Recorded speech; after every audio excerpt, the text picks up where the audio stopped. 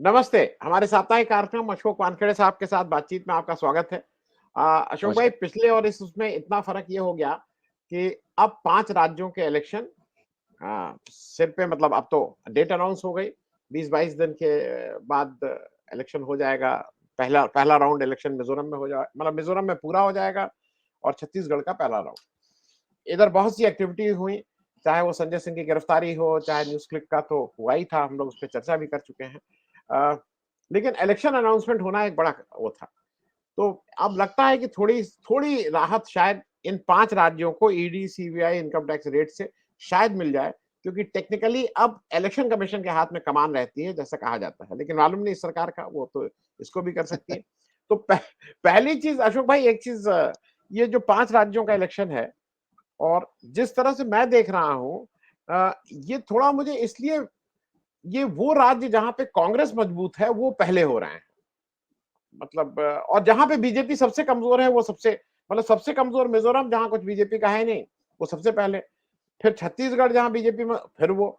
मैं इसलिए देख रहा हूँ कि बीजेपी इस तरह से क्यों चल रही है, क्योंकि इससे तो बीजेपी का नुकसान हो रहा है। बीजेपी सबसे स्ट्रॉन्ग राज्य को पहले करती तो शायद फायदा। और एक एक और प्रश्न है, ये एक 20 दिन इसको स्प्रेड करने की क्या ज़रूरत थी? ये चुनाव तो 1 दिन में हो सकते थे।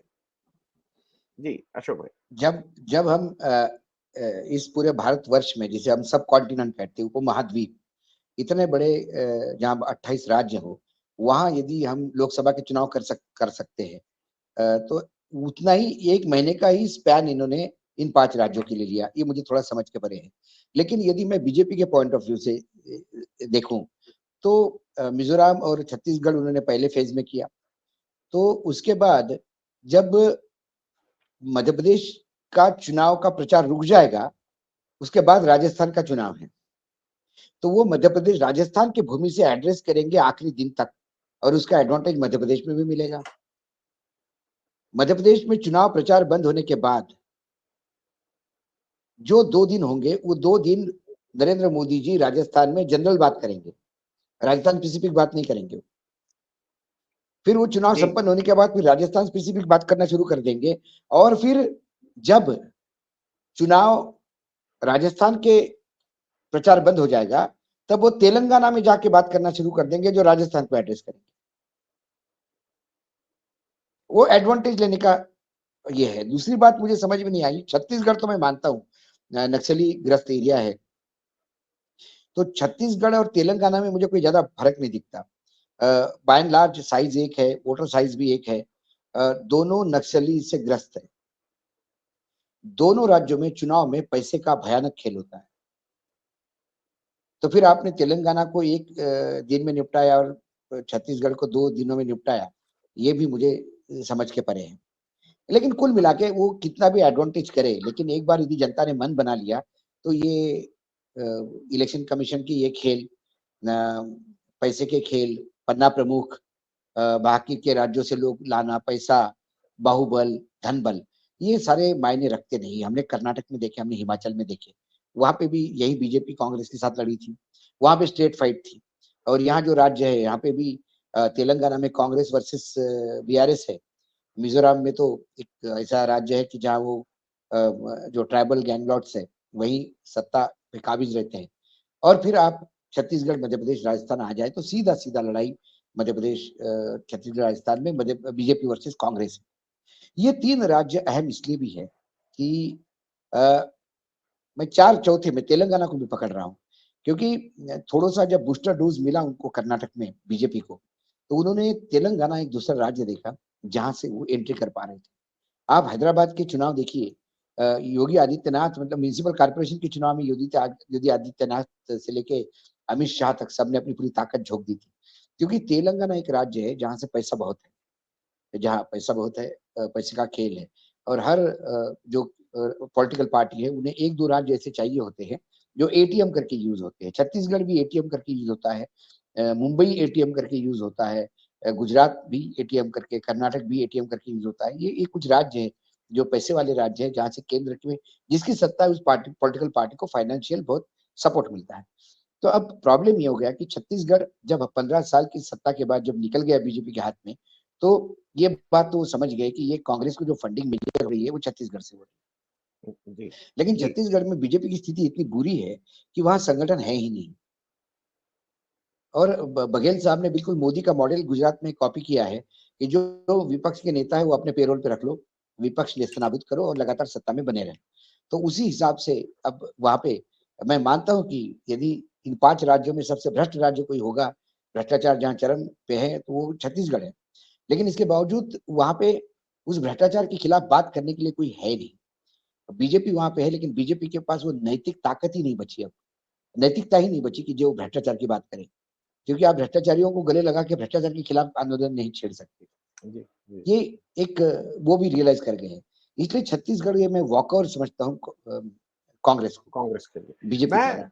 जी, उसके बाद हाँ, अशोक भाई उसके मैं बाद यदि आप बीच मध्य में प्रदेश। नहीं, मैं मध्य प्रदेश से पहले एक जगह छोटा-सा आपसे आग्रह कर रहा हूँ, क्योंकि मिज़ोरम को हम लोग छू मिज़ोरम में मैं एक चीज़ आपसे पूछ लूँ, क्योंकि वो छोटा प्र मिज़ोरम में मोदी जी अजीब से फँस गए हैं। मिज़ोरम पूरा इलेक्शन मणिपुर की जो समस्या है, कुकी वाला जो उनकी समस्या उस पे लड़ रहा है। उनके चीफ मिनिस्टर रैली कर रहे हैं। उनके चीफ मिनिस्टर बर्मा से भी जो कुकी जो ट्राइबल आए हैं उनको भी शरणार्थी के रूप में उनकी सेवा कर रहे हैं। मणि ये मिज़ोरम जाएँगे तब मुश्किल, जाएँगे तो क्या बोलेंगे तब मुश्किल, मणिपुर पे बोलेंगे तब मुश्किल, नहीं बोलेंगे तब मुश्किल, नहीं जाएँगे तब मुश्किल। तो मोदी जी मिज़ोरम जाएँगे कि नहीं जाएँगे? और जाएँगे तो क्या करेंगे? मिजोरम मोदी जी के लिए शेर की सवारी हो गई। उतर जाओ तो खा जाता है, चला नहीं सकते आप उसको, वो अपने मन से चल रहा है। मिजोरम में बीजेपी के सिर्फ 2 एमएलए हैं, लेकिन वो वहां पे सत्ता दल के साथ है, तो इसलिए वो कहते हैं कि हमारी एनडीए की सरकार। लेकिन हाल ही में जब केंद्र सरकार ने उनको कहा कि ये जो म्यांमार से जो लोग आ रहे हैं, इनको बाकायदा रोका जाए और इनको इन इन लोगों को, ट्राइबल्स को आप एंटरटेन नहीं कर सकते, तो मुख्यमंत्री ने केंद्र सरकार को कहा कि मैं आपका आदेश नहीं मान रहा हूँ। वो मेरे कुकी भाई है, हमारी ही बिरादरी के हैं, भले ही वो म्यांमार के होंगे, लेकिन वहां तकलीफ में है तो हम यहाँ पे उनको पनाह देंगे। ये वो वही सही भाषा बोल रहे हैं जैसे प्रधानमंत्री नरेंद्र मोदी और अमित शाह बोलते हैं कि कोई हिंदू यदि पाकिस्तान में तकलीफ में है, बांग्लादेश में तकलीफ में है, तो इस देश में आने पे बिल्कुल उसका स्वागत होगा। यही है ना एनआरसी। जी, जी, जी। तो फिर ये सिर्फ हिंदुओं के लिए लागू क्यों? नॉर्थ ईस्ट में यदि कुकीज और कुछ बहुल एरिया ऐसा है कि जो जिनकी सरकारें हैं भारत में, यदि उनके कुछ लोग विदेश में वो म्यांमार में आते हैं, वहां से यदि वो आते हैं तो शरणार्थी थोड़ी कहलाएंगे, उनको भी उतना ही स्टेटस मिलेगा जिसी किसी हिंदू को। तो उन्होंने बाकायदा मना कर दिया। और एक राज्य सरकार छोटा केंद्र सरकार को किसी बात के लिए मना करे और केंद्र सरकार चुप रहे, ये मजबूरी है आपकी। इसी के लिए मैं इसको बोल रहा हूँ शेर की सवारी हो गई। आपकी एनडीए की सरकार है, आप ये नहीं कहना चाहते कि वो हमारी सरकार नहीं है।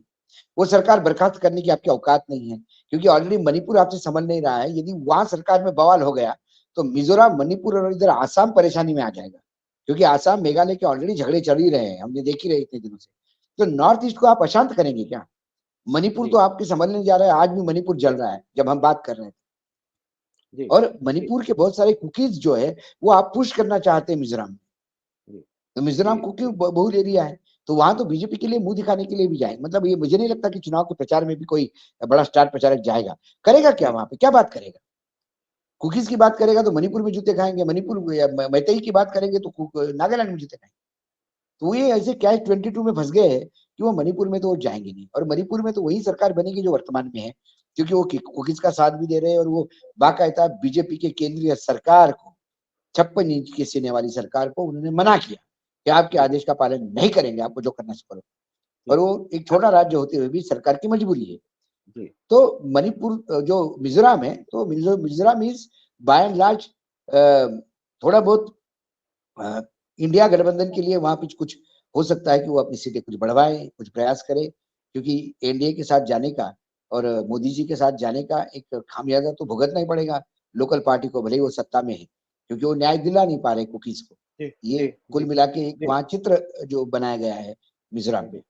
जी। मैं अशोक भाई दर्शकों को बता दूं कि ये जो अशोक भाई जिसका जिक्र कर रहे हैं, केंद्र सरकार ने एक जनगणना करने के लिए उनको ऑफिशियल सर्कुलर, मतलब ये आदेश था, ये कोई रिक्वेस्ट नहीं थी। और जो बात अशोक भाई कह रहे हैं, उन्होंने कहा कि हम ये आदेश नहीं अभी पालन कर सकते हैं। उन्होंने मणिपुर के लिए भी कहा था, फिर मणिपुर ने शुरू में नहीं किया, फिर उन्होंने अगस्त से कहा अच्छा हम करते हैं, धीरे धीरे करेंगे। फिर उसको सितंबर तक खत्म करना था, उन्होंने कहा कि अब अगले 1 साल और हमें दीजिए, हम अगले साल। वो टालम टूल वाली बात है। मैं अशोक भाई एक और चीज बता दूं दर्शकों को कि जब ओरिजिनल 2018 का इलेक्शन हुआ था तब बीजेपी की एक ही सीट आई थी और कांग्रेस की 5 थी और 26 एमएनएफ की थी।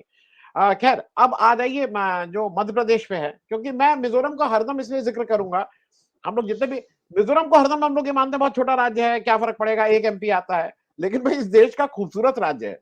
और वहां पे जो आप कुकीज की जो हालत आपने कर दी है, आप कुकी मैती दोनों की हालत की है, दोनों को ये नहीं कह सकते हैं कि कोई बहुत खुशी में है। अब मध्य प्रदेश पे आके जरा यहाँ पे तो यशोधरा राजे जी ने कहा कि मैं इलेक्शन नहीं लड़ूंगी।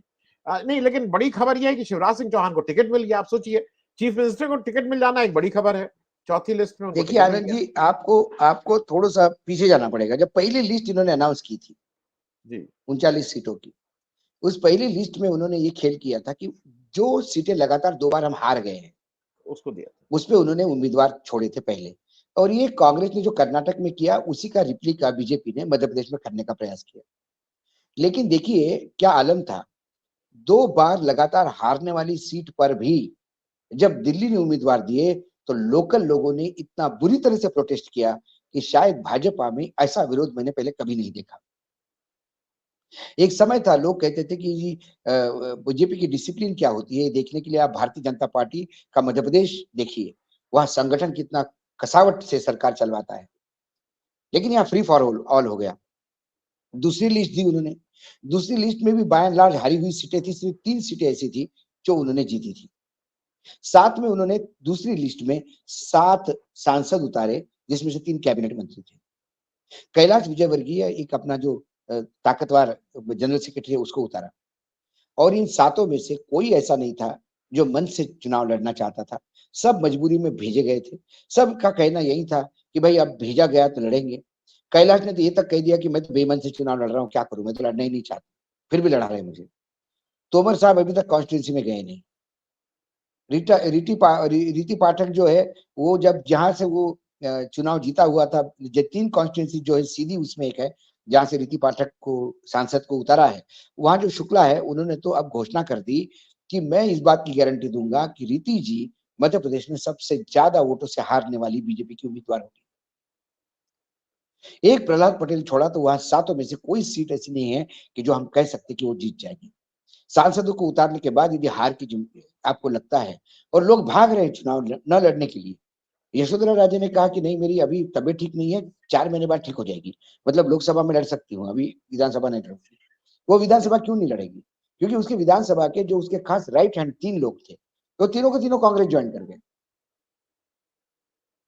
तो कुल मिला के बीजेपी की स्थिति बहुत बहुत बुरी है। ये जो खासकर हम ग्वालियर मुरैना वाला जो क्षेत्र है, उस क्षेत्र में पिछली बार कांग्रेस ने बहुत अच्छा प्रदर्शन किया था, और वो प्रदर्शन के साथ उसमें से बहुत सारे लोग एमएलए जो है, विधायक, वो तो ज्योतिरादित्य के साथ चले गए। अब प्रॉब्लम है विधायक सिर्फ खाली चले गए, कार्यकर्ता पीछे कांग्रेस के साथ रह गया, और उसके बाद उस कांग्रेस के कार्यकर्ताओं ने इतना बुरी तरह से रिटेलिएट किया, और बीजेपी की कार्यकर्ता जिनको लगा कि बाहर से लोग आके हम पे राज करेंगे क्या, वो घर बैठ गया। उसकी परिणति ये हुई कि 52 साल बाद ग्वालियर का म्युनिसिपल कॉर्पोरेशन बीजेपी को मिल गया, कांग्रेस को मिल गया। ये मुरैना, जहां जिस जिले में अब ये तोमर साहब चुनाव लड़ेंगे, तोमर साहब के अपने कॉन्स्टिट्यूंसी का मेयर कांग्रेस के हाथ चला गया सालों बाद। लोकल बॉडीज के मंडियों के चुनाव हो गए, वो सुपड़ा साफ हो गया। अब इसीलिए ये लोग चुनाव में उतरने में डर रहे हैं। कोई लोग ये भी कह रहे हैं कि इनको निपटाया जा रहा है। इतना विद्रोह है कि संघ के पुराने प्रचारक ने 25 जगह चुनाव लड़ने के लिए नई पॉलिटिकल पार्टी घोषित कर दी। बताइए जी। मैं अशोक भाई एक तो नई जो तीसरी लिस्ट आई जिसमें आपने कहा कि मुख्यमंत्री को क्यों उतारा, चौथी तीसरी लिस्ट चौथी, एक अच्छा वो भी बड़ी, वो जो तीसरी लिस्ट है वो भी बहुत गजब की लिस्ट है। आप सनातन धर्म के खिलाफ, स्टैलिन ने बोला इसके लिए उसको गाली दे रहे हो, पूरे इंडिया गठबंधन को गाली दे रहे हो, धर्म के खिलाफ बोल रहे हो।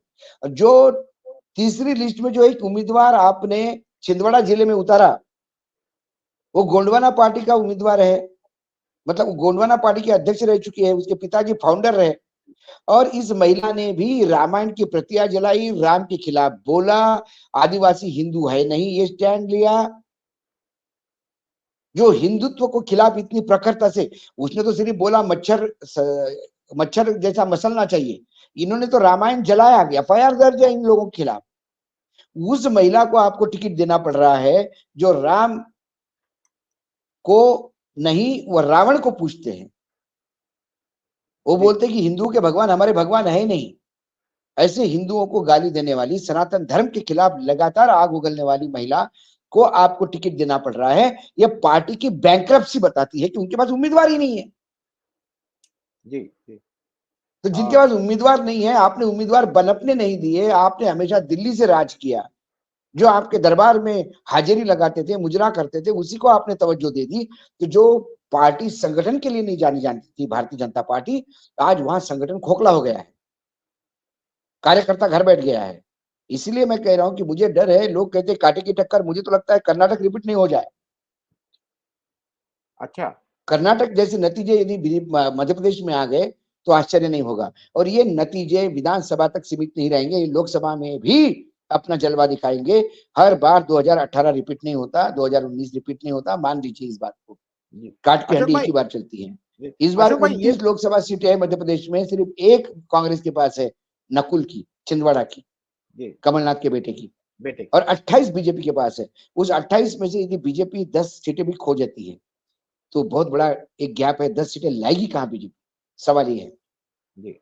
अशोक भाई ये जरा राजस्थान का बताइए, क्योंकि राजस्थान में भी वही एमपी लोगों से कहा जा रहा है कि जाके इलेक्शन लड़ो, जाके इलेक्शन लड़ो।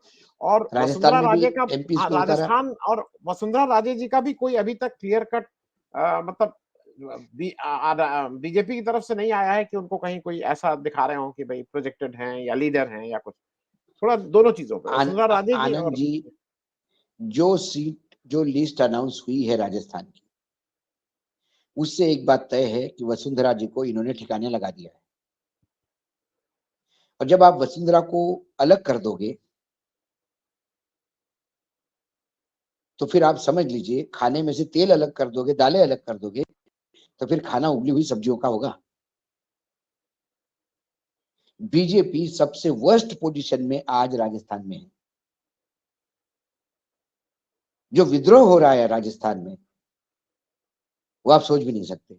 जो उम्मीदवार 40-40 हजार वोटों से जीते हैं पिछली बार, इस विपरीत लहर में भी जब कांग्रेस के पक्ष में लोगों ने मतदान किया, उसमें यदि कोई 40,000 मतों से आता है, चुनाव जीतता है, और यदि उसकी सीट आप उसको घर बिठा देते हैं, तो रिपल्केशन तो होगा। वसुंधरा के पास कम से कम ऐसे लॉयल 25-30 लोग हैं कि जो इंडिपेंडेंट चुनाव लड़ने के बाद भी जीत सकते हैं। और वसुंधरा के पास 50 लॉयल ऐसी भी टीम है कि जो हर अपने अपने कॉन्स्टिट्यूंसी में यदि उतर गए तो 20 से 25 हजार वोट खा सकते हैं बीजेपी के। तो वसुंधरा कम से कम 80 से 90 सीटों पे मार करेगी। और जब महारानी 90 सीटों पे मार करेगी तो हाउस कितना छोटा है, वो 118 का तो हाउस है, 118 से 180 का हाउस है, 200 200 200 200 200 200 का 200 हाउस, का, सॉरी। तो 200 के हाउस में यदि आप 80-90 सीटें ब्लॉक कर देते हो तो आप तो आधा भी नहीं, तो आप वैसे ही खत्म हो गए। जी जी। मुझे संपत सरल बहुत बड़े कवि है हिंदी के, तो उन्होंने एक बात कही थी जब मैं गया, तो उन्होंने कहा थी, देखो भाई, या तो राजस्थान की मुख्यमंत्री वसुंधरा होगी या राजस्थान के मुख्यमंत्री अशोक गहलोत होंगे। ये दो चेहरे के बगैर तीसरा मुख्यमंत्री होगा नहीं। तो मैंने कहा कैसे? बोले इस बार राजस्थान में 20 से 25 इंडिपेंडेंट चुनाव जीत के आएंगे, और वो 25 इंडिपेंडेंट महारानी साहब और अशोक गहलोत के लोग होंगे। वो 25 तय करेंगे मुख्यमंत्री कौन होगा, उसी पे सरकार बनेगी।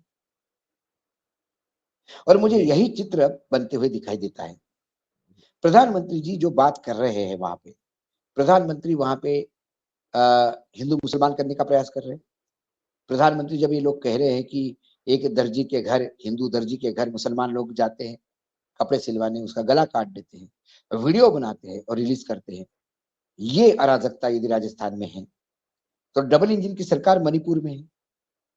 यहाँ तो एक वीडियो आया, मणिपुर के मुख्यमंत्री कहते हैं 100 वीडियो है जिसमें महिलाओं को नग्न करके घुमाया गया है, उनके ऊपर व्यभिचार हुआ है उनके साथ सामूहिक। तो आप उन 100 वीडियो का भी तो जवाब आपको देना है, जब एक वीडियो का जवाब आप किसी और से मांगते हैं।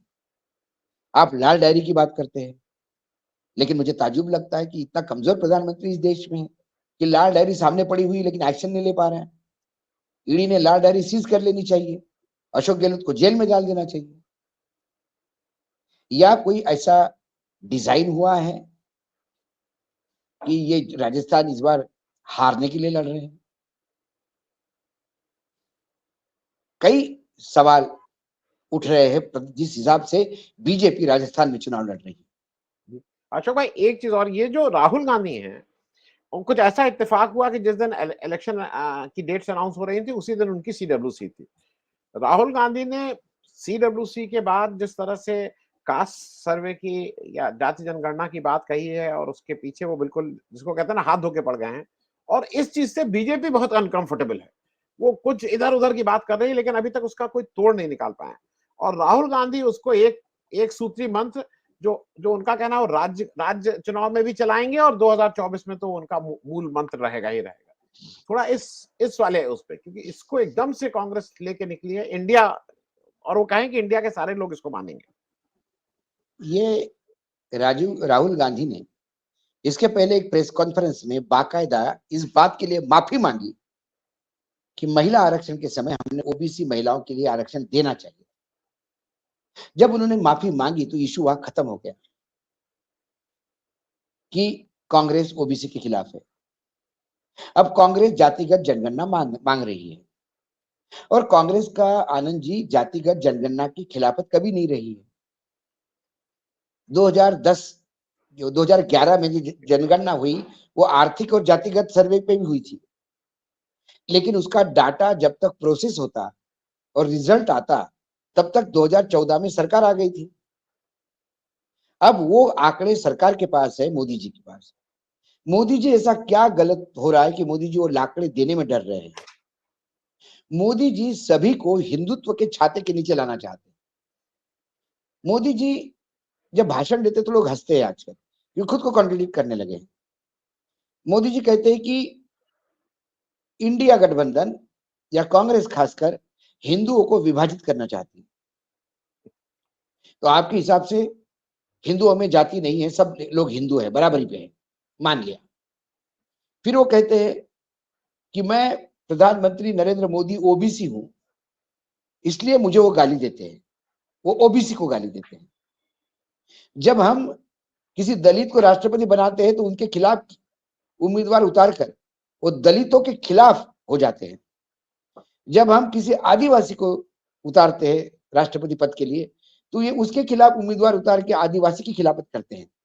ये आप मानते हो कि ओबीसी, दलित, आदिवासी, ये तो आप ही खुद ही कह रहे हो, ये डिवीजन तो आप खुद कर रहे हो। जब राहुल गांधी ने कहा कि भाई 90 में से 3 लोग सिर्फ ओबीसी के हैं सेक्रेटरी, तब चौड़ा होके गृह मंत्री आदरणीय अमित शाह जी ने सदन पे ही गिनवाए हमारे कितने सांसद ओबीसी हैं, हमारे कितने एमएलए ओबीसी हैं। तो जब आप एमएलए और एमपी ओबीसी में गिनवाते हो तो फिर ओबीसी की जनगणना करने में आपको तकलीफ क्या है? सवाल ये है। जी जी। क्योंकि आपको पता है कि जैसे ही जातिगत जनगणना जो बिहार में आई है उससे कई लोग ध्वस्त हो जाएंगे। कई लोगों के पैर, जो छोटे छोटे बिरादरी को लोग रखते थे कि हमारी बहुत ज्यादा ताकत है इसलिए हमें नेता बनाओ, समझ में आ गया तुम्हारी ताकत कम है। दूसरे जो लोग इतने दिनों से जिनको नेतृत्व पॉलिटिकल एम्बिशन उनकी जगी नहीं, उनको समझ में आ गया अरे हमारी तादाद बहुत ज्यादा है, हमें भी सत्ता में पावर हो जाना चाहिए, वो लोग भी सामने आएंगे। जी। तो बीजेपी ये संघ का आउटफिट है, भले ही संघ कितना भी डिनाई करे और बीजेपी कितना भी डिनाई करे। तो उसमें लोचा ये है कि संघ ये सवर्णों के मानसिकता वाला संघ है। आपने अभी तक संघ चालक कोई नॉन ब्राह्मण एक हाथ छोड़ के, रज्जू बाबू छोड़ के, कोई नॉन ब्राह्मण नहीं, एक ठाकुर आया, बाकी सब ब्राह्मण आते। आप किसी दलित आदिवासी को क्यों नहीं लाते? वनवासी तो संघ कल्याण चलाते हैं, लेकिन किसी को संघ चालक बना के कल्याणी कर दो उसका। नंबर 2 पोजीशन पे ही किसी को ले आओ, वो भी आपको खालिस ब्राह्मण चाहिए। तो ये अपर कास्ट मानसिकता के लोग हैं। महात्मा गांधी का जो समर्थन संघ करता था महात्मा गांधी के खिलाफती संघ करने लगा जब से महात्मा गांधी जात पात के खिलाफ बोलने लगे, खासकर पूना पैक्ट के बाद। जिस गीता प्रेस को इन्होंने इतना महिमा मंडित किया, उस गीता प्रेस ने महात्मा गांधी के खिलाफ फ्रंट खोल दिया था, जबकि उस गीता प्रेस को एस्टेब्लिश करने वाले महात्मा गांधी थे। महात्मा गांधी के कहने से वो एस्टेब्लिश हो गया था, लेकिन महात्मा गांधी ने जैसे ही जाति पाति के खिलाफ फ्रंट खोल दिया, इन्होंने महात्मा गांधी के खिलाफ फ्रंट खोल दिया।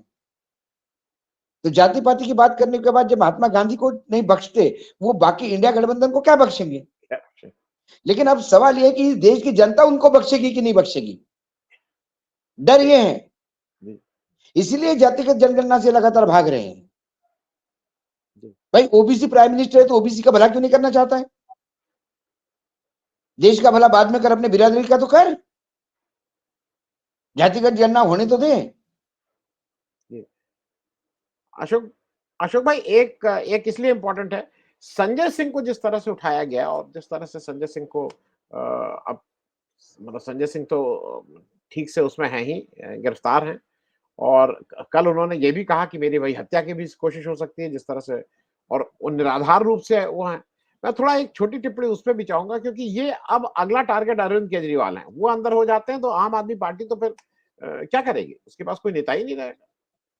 नहीं, अभी मेरी लगातार जो सुप्रीम कोर्ट में सुनवाई हो रही है मनीष सिसोदिया की, उसमें सुप्रीम कोर्ट ने ईडी को नंगा कर दिया। बोले मनी लॉन्ड्रिंग का केस लगाया है, where is money? Without money how can there be a money laundering? ED चुप थी। मनीष सिसोदिया ने 35 लाख का चेक लिया। उन्हें कहा कि मनीष सिसोदिया के बैंक में रिफ्लेक्ट होता है। उन्हें कहा नहीं, पार्टी फंड के लिए किया। तो फिर पार्टी को पार्टी बनाओ, मनीष सिसोदिया की क्यों पार्टी बनाई? जो सवाल पूछे सर्वोच्च न्यायालय ने और जो ईडी जवाब देने के लिए बगले झांक रहा था, यदि सिसोदिया को जमानत मिल जाती है, जो लगता है कि मिल जाएगी, उसके बाद संजय सिंह का केस ही नहीं बनता। जिसने चेक लिया जब उसको ही केस नहीं बना, तो फिर ये आदमी लेके जाने वाले, अब ये कह रहे कि 2 करोड़ हमको पता पड़ गया कि 2 करोड़ कैश का ट्रांजैक्शन हुआ। बोलने से नहीं होता ना सर, आपको ये ट्रेल एस्टेब्लिश करनी होती है जी। उन्होंने कहा कि आपके पास कुल मिला के सिर्फ वक्तव्य है उस आदमी का जो गवर्नमेंट अप्रूवल हुआ है, लेकिन उस वक्तव्य के कोरॉबरेट करने के लिए आपको बाकी एविडेंसेस लाने होंगे जो नहीं है। मैंने कहा कि आनंद वर्धन जी को मैंने 2 करोड़ रुपए दिए, आपने अशोक वानखेड़े की बात मान ली, आनंद वर्धन जी को अरेस्ट किया, लेकिन आनंद वर्धन जी को जो 2 करोड़ रुपए अशोक वानखेड़े ने दिए, वो वानखेड़े जी ने कहां से लाए, ये वानखेड़े जी को बताना पड़ेगा। आपको कहां दिए, फिर आपने वो कहां रखे हैं, ये जब तक मैं ट्रेस नहीं करता हूं तब तक मेरी हवाबाजी है। फिर ये तो मन की बात हो गई, प्रधानमंत्री के मन की बात जैसी। तो जो अरोड़ा है, जो बोल रहा है वो ईडी के सामने, वो तो अपनी मन की बात कह रहा है। मन की बात से कोर्ट न्यायालय नहीं चलते ना जी। एविडेंस ही नहीं है उसमें। जी जी अशोक भाई, चलते चलते क्योंकि समय खत्म हो रहा है, एक मेरा इसलिए प्रश्न है, मेरा थोड़ा जिज्ञासा भी है। कल मोदी जी ने सब जगह ट्वीट किया, बार बार, कई बार, वो बहुत खुश हो गए कि नेतन्याहू ने उनको फोन किया, और वो फोन करके, तो ये कब पीएलओ, मतलब ये कब पैलेस्टीनियन को फोन करके युद्ध रुकवा रहे हैं? क्योंकि जैसे यूक्रेन और रशिया का रुकवा दिया था, तो भाई नेतन्याहू का फोन आ गया है और ये उधर भी मामला ठीक करने। अरे मैं मणिपुर की भी बात पुरानी हो गई। जो आदमी मध्य प्रदेश और राजस्थान का विद्रोह ही नहीं खत्म करवा पा रहा है, पार्टी का, अपने खुद के पार्टी का, 2 राज्यों के विद्रोहियों को चुप नहीं करवा पा रहा है, वो क्या किधर करेगा? देखिए, ये प्रोटोकॉल होता है। उनने सभी देशों के, उन्हें सिर्फ नरेंद्र मोदी जी से बात नहीं की, उनने कम से कम 25 देशों के नेताओं से बात की। नरेंद्र मोदी जी ने जो ट्वीट किया, वो क्या किया? नरेंद्र मोदी जी ने ट्वीट किया कि आपके ऊपर जो आपदा आई है उसके लिए हम आपके साथ हैं। मैं प्रार्थना करता हूं पीड़ित लोगों के लिए, और इजराइल के साथ भारत खड़ा है। आपने हमास का नाम क्यों नहीं लिया? हमास का नाम लेने में भारत सरकार क्यों डर रही है? प्रधानमंत्री के इस वक्तव्य के बाद मिनिस्ट्री ऑफ एक्सटर्नल अफेयर, विदेश मंत्रालय ने अभी तक मिडिल ईस्ट के इस क्राइसिस पे एक भी वक्तव्य जारी नहीं किया ऑफिशियल। क्या वो आप अरब कंट्रियों से डर रहे हो? क्या हमास का नाम लेने से आपको लगता है कि अरब कंट्री नाराज हो जाएंगे? अरे जिस सरकार की औकात नहीं हमास को आतंकी कहने की, जी वो सरकार किस मुंह से कहती है कि हमें फोन आया? ये तो महिमा मंडन करनी इवेंट मैनेजर है सब। जी नहीं अशोक भाई, मैं एक चीज फोन आया, और, फोन आया, फोन आया। नहीं अशोक भाई मैं एक चीज और, क्या इजराइल, प्रधानमंत्री ने ये बताया था कि मणिपुर को लेके और बाकी जगह को, कनाडा के इशू को लेके अमेरिका के राष्ट्रपति ने उनको लताड़ लगाई दिल्ली में? क्या कनाडा के प्रधानमंत्री ने आके जब बात की और भारत सरकार के खिलाफ प्रोटेस्ट दर्ज किया कि तुम्हारे लोगों ने आके हमारे यहाँ मेरे कैनेडियन आदमी की हत्या की है, भले आपके लिए आतंकवादी होगा, मेरे लिए नागरिक है, क्या प्रधानमंत्री ने बताया? बंद कमरों के बीच में क्या होता है ये तो बताते नहीं। ये तो भला हो अमेरिका के राष्ट्रपति का कि उसने फिर जाके वियतनाम में जाके मुंह खोला और बता दिया कि उसने भारत सरकार को भी समझाया है। अशोक अशोक भाई मैं एक छोटी सी चीज इसलिए पूछ लूं, मेरे मन में फिर एक और जिज्ञासा है। वो इजराइल जिससे हम पेगासस खरीदते थे, फिर बताया गया कि पेगासस तो बहुत पुरानी जनरेशन का है, अब तो इजराइल के पास उससे 6 जनरेशन आगे का कुछ आ गया है खुफिया तंत्र। मुसैद है जो अगर कोई आदमी सोचता है तो उसकी मन की बात जान लेता है, उसको जाके वहीं मार देता है। ये सब रह गया। हमास ने हमला कैसे कर दिया इजराइल के ऊपर? तो वो हमें जो मतलब ये सब जो जासूसी फासूसी बेच रहे थे, या तो उनके पास अपने लिए नहीं रखे थे क्या कुछ की जासूसी तंत्र या ये सब? मैं आपको बता दूं, आज भले ही हमारे यहाँ तो हम बड़े बड़ी बातें करते हैं, इजराइल के साथ है, लेकिन इजराइल में, इजराइल के अंदर जो मीडिया है, इजरायली मीडिया, उसने बुरी तरह से लताड़ा है सरकार को।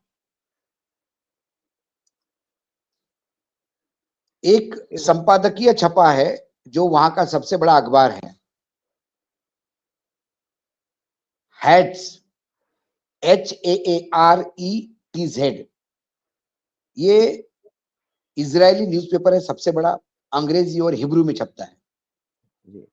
उन्होंने नेतन्याहू की धज्जियां उड़ा दी है आज अपने संपादकीय में। उनने इसको टोटल फेलियर बताया है आपके इंटेलिजेंस का, आपके सिक्योरिटी का, और एक हद तक जाके उन्होंने नेतन्याहू के कुछ पॉलिसीज को क्रिटिसाइज करते हुए कहा कि आपने हमास को हमला करने के लिए खुशकाया है। ये तक वो संपादकीय चार्ज लगाता है। वो इजराइल है, भारत थोड़ी है कि गोदी मीडिया लगे पीछे ये करने।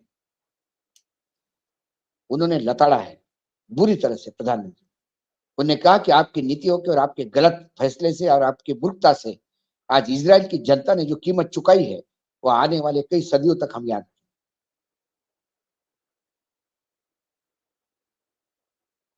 रखेंगे। कई चीजें हैं जो नेताओं ने गलतियां की हैं, क्योंकि जब इंसान अपने आप को भगवान समझने लगता है तो अक्सर ये काम करता है। कम से कम इजराइल से हमारे देश ने तो सोच लेना चाहिए, हमारे भी आकाओं ने जो अपने आप को भगवान समझते हैं, कम से कम एक सीख लेनी चाहिए। जी ठीक है अशोक भाई, आज के लिए इतना ही, क्योंकि अब तो इलेक्शन शुरू हो गया है और सबकी निगाहें रहेंगी इन 5 राज्यों में, क्योंकि पांचों राज्य अहम हैं। और मेरे लिए, मुझे ऐसा लगता है कि कांग्रेस और इंडिया गठबंधन के लिए ज्यादा अहम है, क्योंकि अगर वो यहाँ से कुछ मामला उसका बन जाता है तो 2024 में उसका मोरल भी हाई रहेगा, उसकी हिम्मत भी ज्यादा रहेगी, उसकी बस गठबंधन भी। मुझे एक ही डर है कि ये काउ बेल्ट का चुनाव है, 3 मेजर काउ बेल्ट के राज्य है जो बीजेपी का फोर्टे रहा है। यदि ये में से 3 राज्य इनके हाथ से निकल गया तो 2024 बीजेपी के लिए बहुत मुश्किल होगा।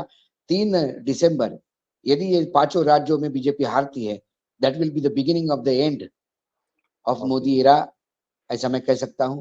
लेकिन मैं एक राइडर के साथ जा रहा हूं, यदि इन 3 राज्यों में कांग्रेस जीत गई, उसके बाद इंडिया गठबंधन बना रहेगा कि टूट जाएगा, इसकी मुझे आशंका है। क्योंकि जब कुछ सत्ता में नहीं है तब बहुत ज्यादा आरोगेंस कांग्रेस को होता है। 3 राज्यों में जीतने के बाद तो कांग्रेस के जो नेता है वो बिल्कुल आसमान में उड़ना शुरू कर देंगे और फिर किसी को नहीं मानेंगे वो। तो राहुल गांधी जी की सबसे पहली प्रायोरिटी होगी कि तीनों राज्यों में चुनाव जीतने के बाद भी कांग्रेस को औकात में रखे और ग्राउंड पे रखे, क्योंकि कांग्रेस में चाय से ज्यादा केटली गरम, और यही कारण है कि पार्टी का ये हश्र हुआ। चलिए अशोक जी, थैंक यू सो मच, बहुत बहुत धन्यवाद। धन्यवाद।